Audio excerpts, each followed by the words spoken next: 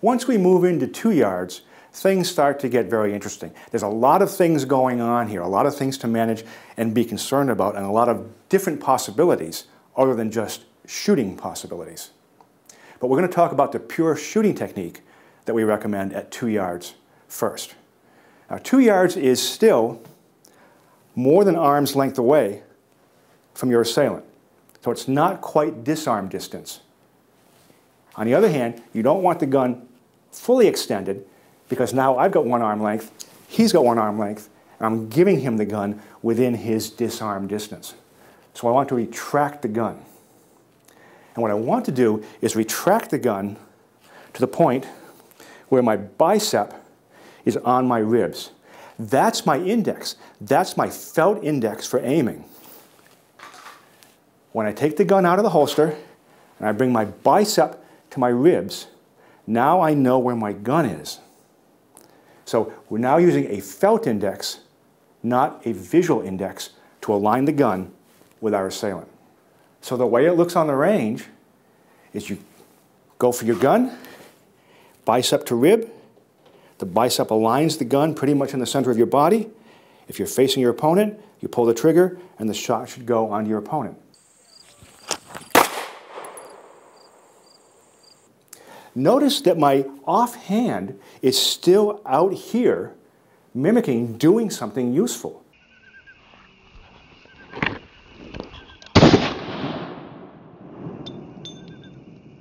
I mean, if he's closing the distance, I may need to deal with him with empty hands. I still may need to pull somebody out of the way or intervene, get between myself and somebody. So just because the gun is coming in doesn't mean that you stop doing something useful with your weak hand. It looks like this.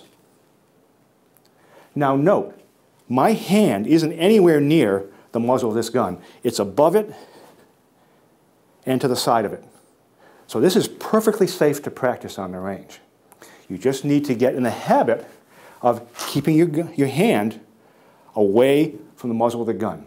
Now obviously, when you're doing a technique in which your hand and your gun are back, you need to be very careful that you get this right, that you get the muscle memory right, so that your hand doesn't wind up in front of the gun. The way to do this is to do it slowly, step by step, the way you would learn any other skill.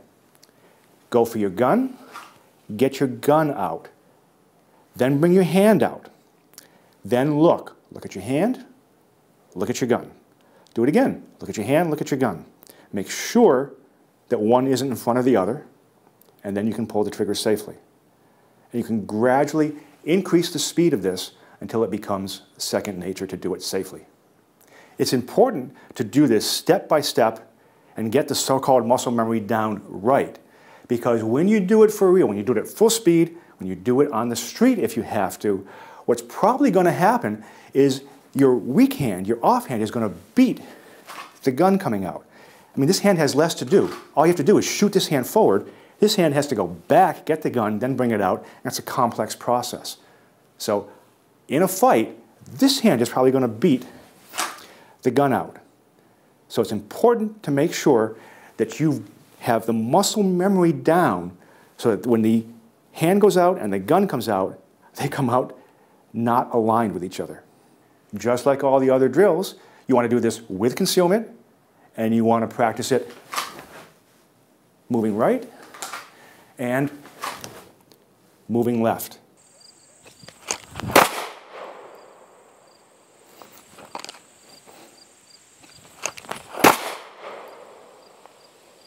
Just like at 3 yards, it's a good idea to practice this technique from odd positions, touching your toe, seated, etc. And from 2 yards, it looks like this. You have your bicep to your ribs as your alignment index, aligning the gun with the target, as opposed to the 3-yard technique, which is with the gun extended. Of course, the reason we're not using a fully extended shooting position here is because he's close enough to grab this gun and disarm it from you. When you're shooting from a seated position, you want to make sure that you don't cross your legs with the muzzle of the gun. The easiest way to do that is to simply scoot that leg out of the way as the gun comes out of the holster. Now, remember I said things start to get more interesting at 2 yards because there's more to manage.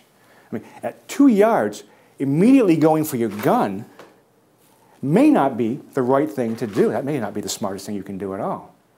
You may need to ignore your gun for the time being and deal with his attack with your empty hands. Remember we talked about empty hand skills previously and how they might be necessary? Well, here's a good example. The smartest thing for you to do at 2 yards if he's aggressing on you may not be to go for your gun. It may be to foul his draw of his weapon, knife or gun, with 1 or 2 hands. It may be to disarm the weapon from him. Again, empty hand skills, disarming skills. You may need to block an attack if it's a contact type weapon such as a bat or a stone or a bludgeon of some kind. You may simply need to go in and strike him because there's no time to get to your gun. The only time you have rather, is to do something with your empty hands to give yourself the time to draw your gun and then deal with the assault if it's still continuing. Now, this is not a program on empty hand skills. We just mentioned a number of them that you might need. We do give you some elementary striking skills a little bit later on in the program. But in addition to those elementary striking skills, you really need to do yourself the service of getting some advanced empty hand skills, including striking skills. You need to get yourself some good disarming skills. And the flip side of that, of course, is you need to get yourself some retention skills, because just as you can disarm the bad guy, he's going to be trying to disarming you. So in addition to the stuff you learn in this program about lethal force, close quarter attacks, there are other skills related to your empty hands that it would be well worth your while to search out and acquire.